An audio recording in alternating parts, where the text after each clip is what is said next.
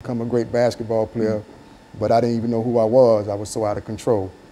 But again, as Pastor KWalker invited me, as he shared on how he was released from the bondage, and now I've been delivered myself for 24 plus years. And it's amazing that there's so many people that are still doing the same thing that we used to do. And I'm just grateful to be here to make a difference. Now, Bishop Campbell, we have a minute for you to sort of make some statements, and then we'll come back to you during the second segment and start with you. But say who you are over the last minute that we have here. Yes.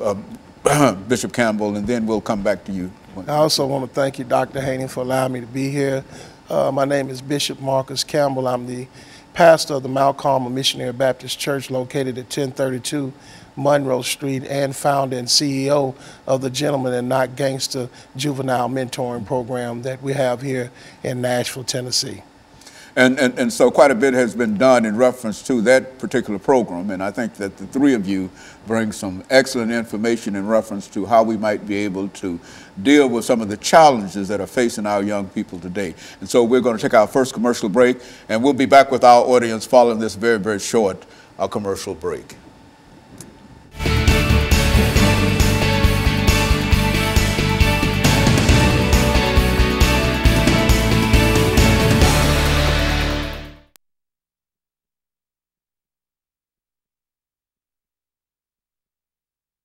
Information for the next 4 minutes, 3 or 4 minutes, you know, just lay down some information dealing with this particular issue. Then you follow him and take about 2 or 3 minutes of that, and then we'll let you sort of wrap this second segment out for today, and then we'll come back and we'll go back down and we'll have 10 minutes to sort of bring all of this information together. But the information I think that we're getting today is very, very important information, because I think this, and that's why we like to do this background information, just to indicate that no matter what a man's situation might be today, that it was not always like that, you see, and I think that's an encouragement, and you ought to hear my story. Oh my! Listen at you. You ought to hear my story. I was a military brat in a real sense, with my father overseas, and he was an Air Force person and whatever. And my family, my mother and everybody was there, and I was 18 years old in Paris, France. Running wild. Running wild. Young man. Running wild. Yes, sir. And so God Paris. saved me too. We've all got those stories. Oh, I think that when we own up to them, then we can move forward. Absolutely. That's so true. And so when we come back, Bishop, we'll start with you, and then Waller, and then on down. And this will be our 8-minute segment. All right. Is this the 8-minute segment? Yeah, this is the 8-minute segment. That's all right.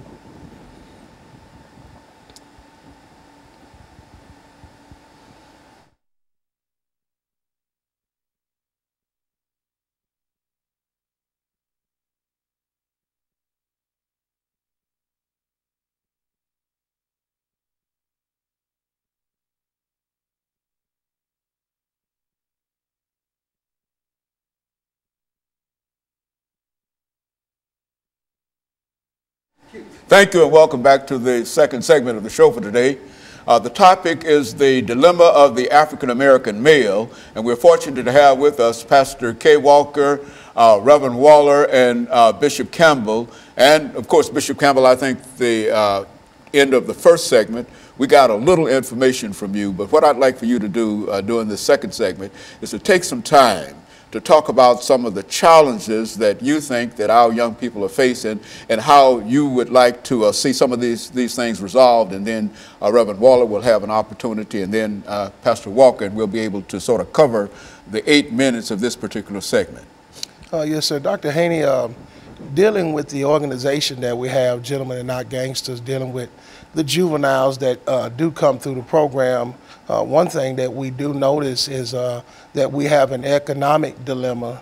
Not only that, we have an educational dilemma, and we have a personal dilemma. The economic dilemma is that mom and daddy might be incarcerated or have been incarcerated. It's hard for them to get a job and provide for their family with those felonies on their background, juveniles are not able to have any employment because of their age, or they're just not jobs that's willing to give them a chance or to try them out. When we look at the economics, most in the black community, not many of them is making more than minimum wage because of the educational background of where they don't have a great education. When we look at a lot of schools in our black community, especially here in Nashville, their test scores are so much lower than schools that are outside of the demographic of where we live at in the poverty places in Nashville that we are. And the personal issue that I see is that because of the parents and what they are accustomed to, what they have been taught, what they have gone through in their lives, they're teaching their kids the same thing. So they're just prone to what they've been taught, what they see, their environment, and is causing a dilemma with our black males because they're becoming what their environment is. And I just believe if we had a better economical system for our black community with great educational background there to support them to be able to get their economical ways together, I think the personal problem with the parenting and the child would be totally different. But that's what we deal with a lot of times. We find that the parents are not as involved and engaged in their life as they should be. We care more for the kids than they do. They drop them off at the front door, they leave them. They don't come inside to see what the program is about. A lot of times they might not even drop them off. They give them a little bit of bus fare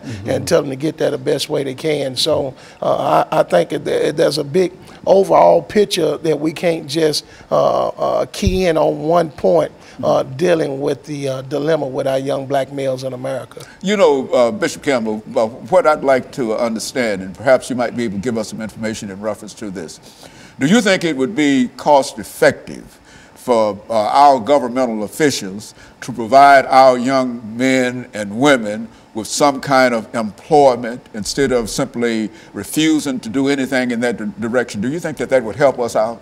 It would help us greatly. You know, being in the faith-based community, we have a saying of what we say is the idle mind is the devil's workshop. And I believe that these young teenagers, our juveniles, had an opportunity of employment, that it would teach them leadership, teach them responsibility, give them a great reference, a great start in their life, to show them that you have to work for what you want and not go out and take it from somebody else or selling to destroy somebody else's life to be able to benefit your own pocket.